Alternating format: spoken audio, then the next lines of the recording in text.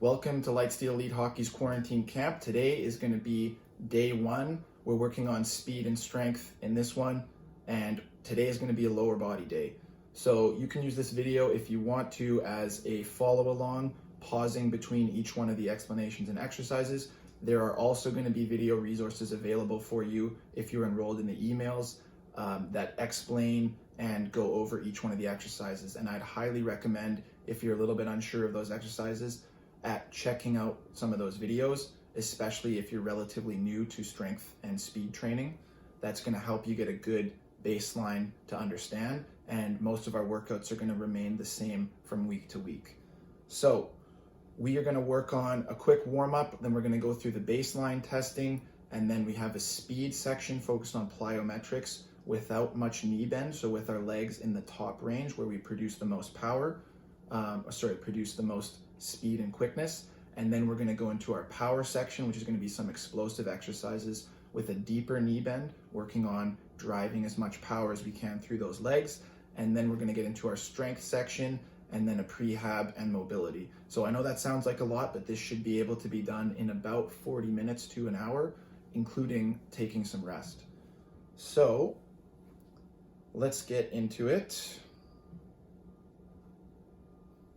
Okay, the warm-up video is going to be a separate one, and there's also another video that's separate for the testing. I'd highly encourage you to do both of those. I'm going to get into the specifics for today's workout. So the speed plyometrics, we are going to go with box jumps, and you're going to do 3 sets of 5 repetitions and take at least 60 to 90 seconds of rest in between. So our normal box jumps, we can jump onto a couch or something that's nice and stable that you have. We're not going to bend super deep into a squat. We want to be well above 90 degrees, and then we're going to try to produce as much power and jump as high as you can and then land on that surface. It doesn't really matter how high your surface is. What matters is how high you jump. So jump as high as you possibly can and then land on whatever surface you have. We want to make sure as well when we're doing this that we produce power through our feet. So on the takeoff, let me just get to the next one. On the takeoff here, we are extending our feet at the end and really jumping to produce more power. If this one is a little bit too easy for you, there's also a variation where we can do box jumps with a knee start, and that's just going to be start on your knees, turn at a 90-degree angle, and jump as high as you can as soon as your feet touch the ground. This one here, we are going to try to land on those feet and then have minimal ground contact time, making sure our heels are slightly off the ground, explode up as quick as you can, and jump as high as you can, landing on that surface.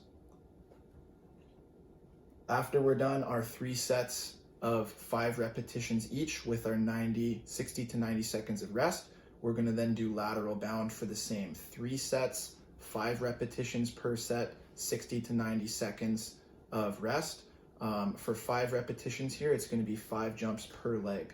So skater stride or lateral bounds. Once again, we're not trying to bend too low with our knees. We want to remain relatively high. And when we land, we want to land in the toe of our foot, load that leg, and then push back as far as we can.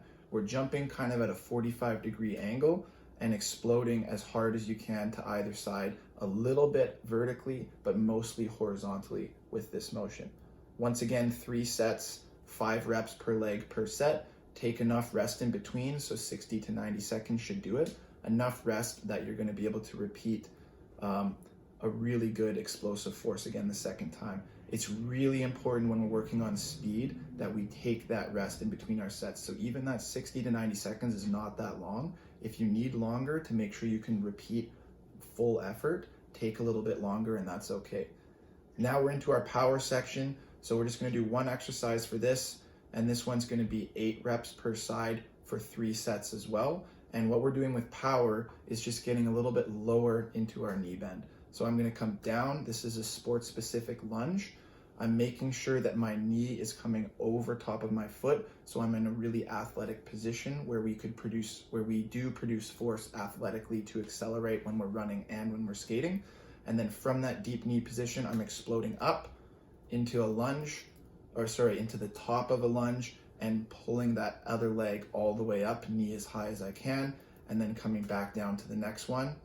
We want to drop that back knee almost to the point where it touches the ground. Make sure our front knee is forward over top of those toes, and then explode up from that bottom position and contract to the point where you've got a straight leg. While we're doing this, it's really important that we explode through our feet as well. That's going to be a big focus for each one of our lower body workouts. So explode through that foot, make sure you get full extension, and then you're down into the next one.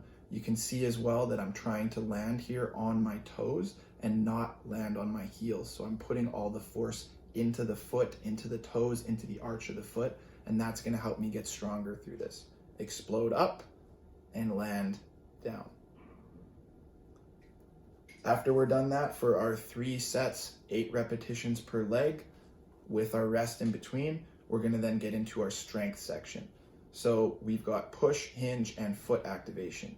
These ones here are going to be the options you have. We're going to go for 3 sets again. You can add more if you want to, but 3 sets is going to get us a good bang for our buck. 5 to 8 repetitions. And how this works is if you can do 8 repetitions for all 3 sets of level 1 exercise, then you go to the level 2 on the next one. Here's our level 1 exercise, so relatively easy single leg strength exercise. This is going to be our Bulgarian split squats with our rear foot elevated. Once again, I'm going into a position where I'm forcing my knee in front of my toe and I'm getting a positive shin angle. And this is going to be a common theme among our leg exercises here. A lot of trainers in the gym will train you to not put your knee in front of your toe, but the problem with that is anytime you get into sports, running or skating and our acceleration, your knee is coming well in front of your toe to accelerate. So if we want to produce power and speed and have strength in that area, we need to train in that area specifically for sports. So we are just going down nice and slow, touching our back knee to that carpet, getting a nice deep knee bend, and then exploding up, down, up, down, up. You can also see here that my heel comes a little bit off the ground. We want that to happen so that you're pushing through your foot and we're not just pushing with our upper legs and getting it through the heel. So produce power through your legs and through your foot. If you can handle that one, then our level 2 is going to be a basic shrimp squat. So this is a little bit of a balance exercise. If you hold onto a counter, it takes away some of the balance and that's going to help a little bit too. But we're on one foot, we're going down into a squat, we let our foot and our knee touch, and then we explode back up. Down, up, and down and up. You can see again that my heel's coming off the ground. So that's the level 2 exercise. If you can handle that one easily, then we go to level 3. Not within the same workout. I mean, whichever one of these you choose is the one you're going to be doing until you're strong enough to then go to that next one. So this is a single leg squat. We're going to stand on an elevated platform, something that's nice and stable, preferably not a chair because that's going to be quite wobbly. But if you have a nice stable chair, that'll be okay. When we do this one, we're going from all the way straight at the top, lowering down. I'm purposely touching my heel on the ground here so that I'm not cheating and pushing off with my lower leg. We want all the force to be produced with our upper leg. So we're going nice and slow on the way down and then explode on the way up. Control on the way down, explode on the way up. And once again, I'm putting my knee in front of my toes.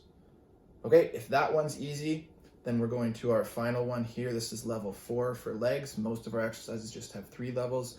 This is going to be your advanced shrimp squat. So I'm holding onto the counter for balance. Holding onto my back leg makes this quite a bit harder, but the same thing as our normal shrimp squat applies. Down nice and low, produce force not just through the leg, but also through the foot. Explode back up. Down, controlled, explode back up. That's going to be level 4 of our leg pushing exercises. So once again, pick one of the levels, 1, 2, 3, or 4 that you can do. We're going to work 5 to 8 repetitions and we're going to go 3 sets. Make sure we take at least 90 seconds rest, if not 120 seconds rest in between each one of our sets so that we're nice and fresh and we can produce that force again for the second one. For our hinge progression, we are going to do the same thing with our sets and reps. 3 sets, 5 to 8 repetitions, and 90 to 120 seconds of rest. So there's 3 levels for this one. Level 1 is going to be your basic. We're going to go single leg RDL, so Romanian deadlift. You want your back leg to be straight. Mine's a little bit bent because I'm trying to avoid the couch here, but basically we're balancing on one leg and coming down towards the ground, trying to create a straight line with our back and our leg. And then the big key here is we're not pulling with our upper body, we are pushing our hips forward to create some forward momentum and hinge forward back into a straight line position. So that's going to be level 1 for our hinge progression. It should be fairly easy, but that's a good place to start, especially if you're new to your training. If that's easy, we go to level 2. This one is going to be single leg hip thrusters on the ground. We're looking for a position where we're about 90 degrees right here, and we are holding at the top for a bit of a second and then lowering back down. Once again, 5 to 8 repetitions per leg, and then take your rest in between. That was level 2. If that's easy, then we go level 3. We just elevate our foot, and then same idea. Single leg hip thrusters, little pause at the top, hold for a second, and then back down. We want to be in a position where we're about 90 degrees between our shin angle and our upper leg angle. And if this is too easy, you can do this in your rings as well. So I've got my rings in the background. That's going to make it a little bit harder. And you can also do some kettlebell swings if you have kettlebells to alternate into this if you like. Okay, so once again, pick one of those that works for you. So level 1, if you can handle it, then we go to level 2. If you can handle that and that's easy, level 3. You got to make sure your form is correct before you move up in any of these. And we're going for 3 sets of 5 to 8 reps with 90 to 120 seconds of rest in between. Now we've got our foot holds. So for this one, we're going for 30-second holds, maybe to 60 seconds if you can handle it, but this is going to be really tough, especially for day 1, for anybody who hasn't done this before. We're going 5 different holds in different positions. So the first one is going to be get as low as you can with your hips, and we're going to hold our foot on a ledge in a low position with our ankle bent as far as we can with a nice positive shin angle. So we're forcing all of our weight through the bottom of our foot and we're holding as low as we can. You're going to want to work 30 seconds if you can, or just hold it as long as you can, and then you'll switch legs, hold that leg for up to 30 seconds, and then we're going to switch back and go to position 2. Position 2 is as low as you can with the hips, but now we extend the foot and we go high ankle position. Hold for 30 seconds, switch legs, and then same idea on that other leg, low hips, high ankle position, hold as long as you can. When we do these holds, we are trying to force our toes down into the ground to grab as well to make sure that our toes and our foot are getting stronger. Then we go to the third one. We're going to go medium knee bend, so hips a little bit higher up, and then low ankle position, hold for up to 30 seconds, switch sides, same thing on the other leg, hold for up to 30 seconds, switch sides. Now we're into position number 4, so we're going extended ankle and medium knee bend, hold for 30 seconds or up to that, and then switch sides, same thing on the other one. And now we're into our 5th and final one. So this one is going to be straight leg, and we're just going to do the high position here. So hold that contraction for as long as you can, up to 30 seconds, and then switch sides.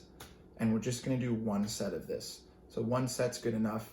We'll get lots of benefits from that, and then we can move on to our final section. So finally for this workout, we're going to go foot and ankle. Whoops, got to go back one more. So prehab and mobility, we've got a couple different exercises here just to make sure that we're working on getting our ankles a little bit more mobile and also a little bit of injury prevention. So first one's going to be our Peterson step up.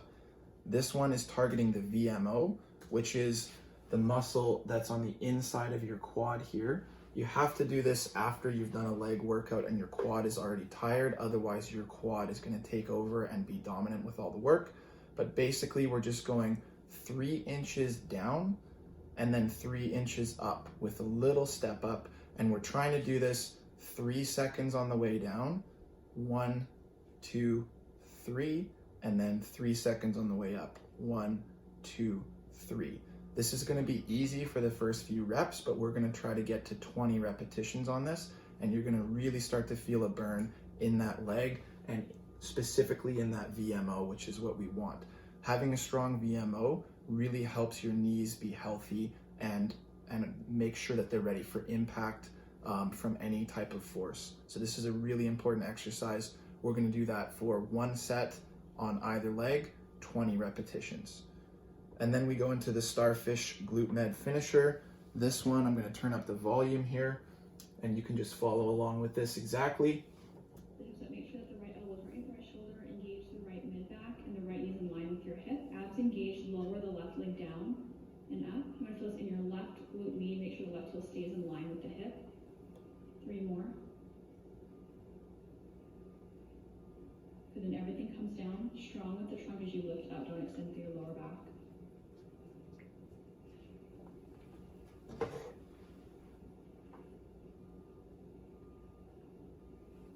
It's really important here that you keep your hips stacked properly. We're not leaning over with our hips to one side. And then you can also see that his foot is on an angle like this. If you open up that foot this way, then we change the muscle group that's being used. We're trying to work on our glute medius here, which is one of the most important muscles to do with proper hip firing and movement, especially when we're skating with our lateral strides. Hold at the top, 2 inches down with the left leg, 2 inches up. 3 more. This is a really good one to finish off a workout and get into that glute med at the end. So that's about 40 seconds. We'll do 1 per side. And then our last one is just going to be ankle pulses. So here we are just getting into the mobility and end ranges of our ankles. So getting into a nice bent position with our knee and our hip, and then pushing into the ankle. Our heel is going to be a little bit off the ground here, and we're working on forcing a little bit more mobility into our ankle. We're going to spend about 60 seconds per foot here, and you want to move that knee back and forth like I am here so that we get into a little bit of the side range, the front range, and then the other side range as well. So put as much weight as you can into that foot, and then take that knee to the inside for about 20 seconds, and then the middle for about 20 seconds, and then the outside for about 20 seconds. Make sure you do this on both feet. We're going to spend about 1 minute on either foot, and that will be the end of today. After that, you can do some basic stretching if you want, or a little bit of a cool down of some kind with some jogging or skipping again, up to you.